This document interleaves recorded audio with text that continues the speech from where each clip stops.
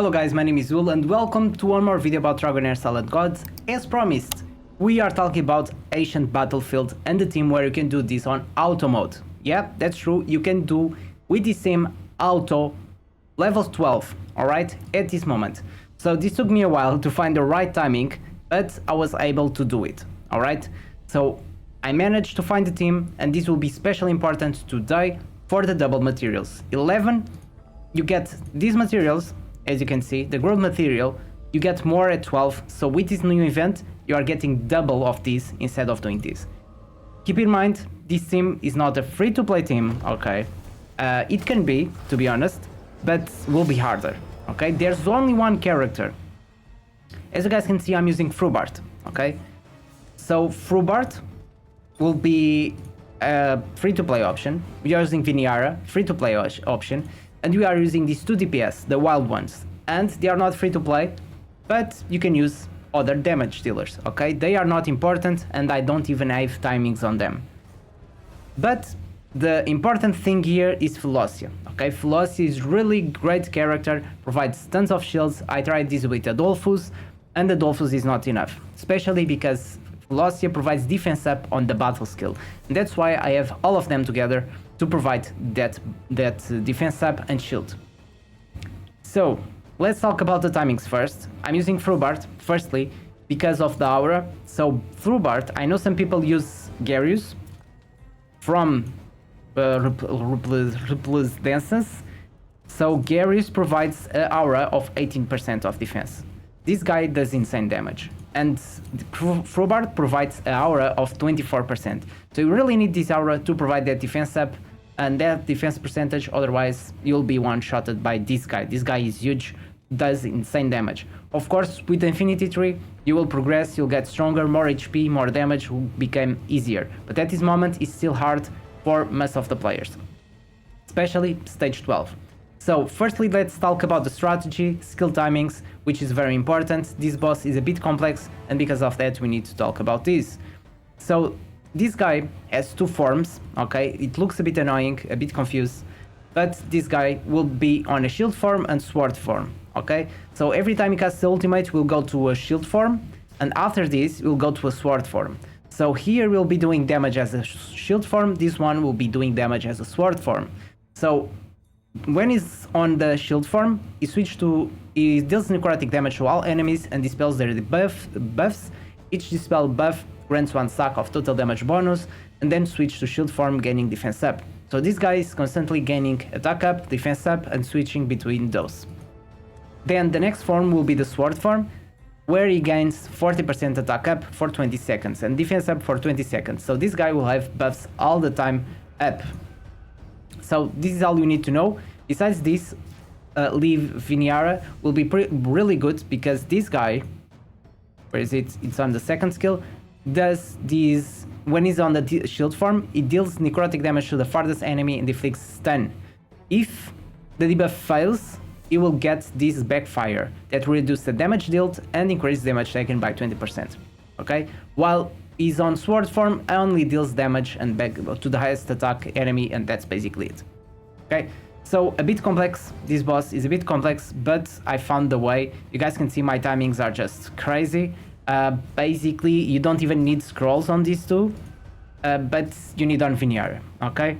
So, as you guys can see by my timings, they are very weird, and I'm gonna explain what's gonna happen. So Wrymrrow is going to cast ultimate around here.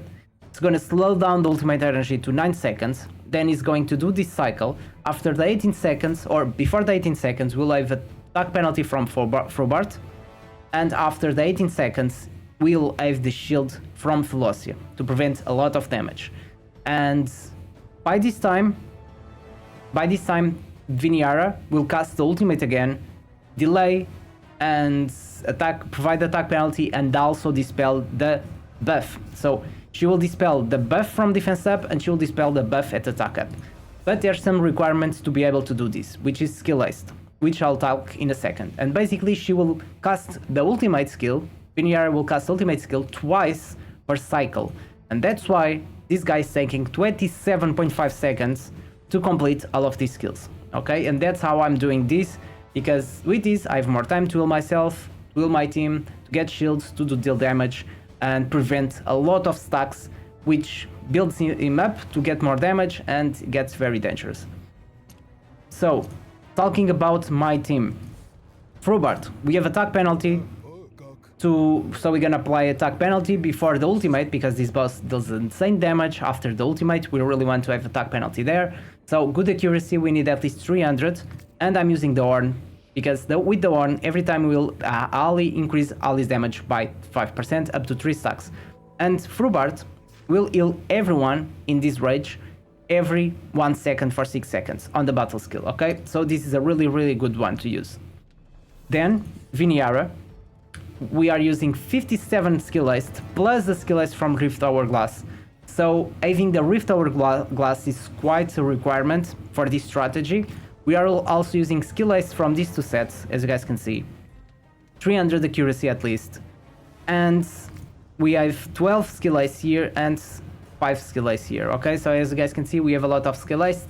Probably 50 skill list will be enough if you are using Hourglass, but I don't think without the Hourglass you'll be able to do this strategy. Then we have Philosia. Philosia will cast the ultimate once, and I forgot to talk about this set. You don't need to use this set, alright, because we are only casting the ultimate once per 27 seconds. On Wrymrrow, we have these 2 sets just for the skill list. And Philosia, we are using this set, Ancestral Protection, just to prevent some extra damage on Frobart, because this boss deals insane damage. So, proficiency and defense percentage, and that's basically what you need, okay? As much alignment as possible. And then you have 2 damage dealers. On the damage dealers, it's up to you. I'm using Philosia with the Witch's Remain, and then I'm using Flora, okay? With the best gear I can give them. But on these 2, you can use any gear that you want, the best gear that you have, and that's basically what you want to do, alright? So let's start this fight, and I'll explain everything while the fight goes, and you guys will understand. So, we are starting the fight, and Wrymrrow will cast after the second skill, okay? We already have the backfire, we have already some damage, no timings on them. Wrymrrow ultimate will delay, apply attack penalty, but then we have Frobart casting the ultimate again, just to prevent this amount of damage. And then we have Philosia shield, and basically this is what we're gonna do. Then again, Wrymrrow will cast the ultimate, will dispel the defense buff, and this is what we're gonna do every cycle. So Wrymrrow ultimate again, we dispel the attack buff, and we have backfire, again Frobart attack penalty, and more damage from the wild characters, and then shield from Philosia, guys. So this is basically it. This just took me a while to find the right timings to do this. I tried to do with just a slowdown from Wrymrrow, so using ultimate once per cycle. So when I say cycle, it's when the boss goes from the beginning of the ultimate energy to the end, so when you complete the cycle. And with this method, it becomes easier because you are using 2 ultimates, which means that we are delaying the boss for more than almost 10 seconds, because the boss supposedly takes 18 seconds, but with this he's taking 27.5, so it's taking more 9.5 seconds to complete a full cycle. Then the shields from Philosia is very needed, okay, to prevent all of this big damage. Just be careful, as you guys can see, he only has 9 stacks, so casting the ultimate from Philosia after the boss using the ultimate is very important, because it will prevent him to get all of those stacks. The more stacks he gets, the more damage will do, and if he gets too much stacks, it means that we'll reach a point where you can't absorb all of that damage, okay? And it will instantly, as you guys can see, is eating more and more. You will not be able to receive all of this damage, okay? So it's really important to have a good damage dealers and to have good gear, of course. As you guys can see, I'm not using the 5 elemental, because I'm using 3 characters from one element and then 2 from another one, and well, that's it basically, okay? These timings are perfect, and this was the way I found to complete this. As you guys can see, my best time was 2.22, so finding some of your best 2 DPS damage dealers, if you have Flora, which I'm sure a lot of people have Flora now. Flora, it's a really important character for Vortex, and if you want to use her she will deal a lot of good damage. Okay, guys? So this is my advice for the team you can use here. I know it's not a very free-to-play team just because of Philosia, because besides Philosia, you can use any other 2 damage dealers, but to replace Philosia will be a bit hard. Okay, besides Philosia, there's not much you can use to replace her. Okay, Alpha Narzi could be our option, but I tried him, and again, the shield was not enough. Alright, guys, so I hope this was helpful. Comment below any questions you have. Hope you enjoyed this video. Don't forget to leave your like, subscribe, and see you in the next one.